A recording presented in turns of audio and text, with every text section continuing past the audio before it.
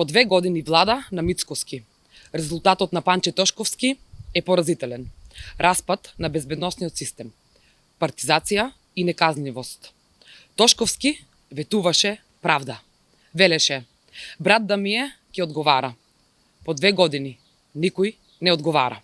Нема одговорност за криминалните афери и скандали на власта. 2 години МВР на Панче Тошковски не го гони криминалот. Го штити криминалот на власта. 5 тони дрога поминаа преку македонската граница. Никој не одговараше, а поминаа цели 6 месеци.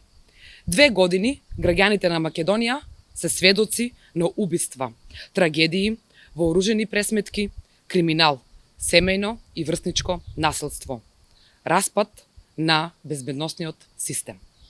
Најголемата болка е трагедијата во Кочани, каде што згаснаа 63 човечки животи, претежно млади луѓе. Но наместо целосно расветлување на случајот, правда и одговорност, јавноста виде обиди за прикривање на одговорноста и заштита на актуелни функционери. Никој не одговара, правда нема. Одговорност нема. А нема ниту превенција. Во Скопје беа убиени млада жена и дете. Покрај повеќе од 10 претходни пријави до МВР. На Тошковски не се постапувало навреме. Во Велес исто така беше убиена жена и низиниот татко. МВР на Тошковски не реагирале.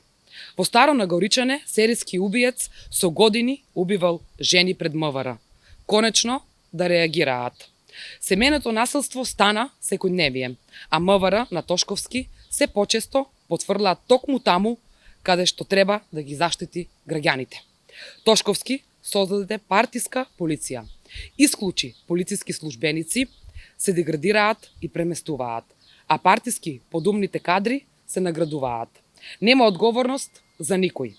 Нема ниту за Симе од сликите со Мицкоски, кој јавно пукаше со автоматско оружје. Нема одговорност ниту за бодигардот на Мицкоски, кој беше фатен како продава службени информации за пари. Другиот негов бодигард пак доби условна казна за семено насилство. И наместо да ги штити граѓаните, Мицкоски и ВМРО ОКГ одат чекор понатаму. Воведуваат државен шпионски софтвер за следење на собствените граѓани. Наместо да се борат против криминалците, тие сакаат да ги шпионираат граѓаните.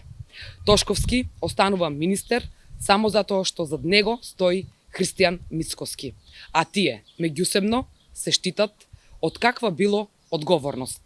Македонија заслужува професионална полиција, функционален безбедносен систем и институции во кои законот важи еднакво за сите.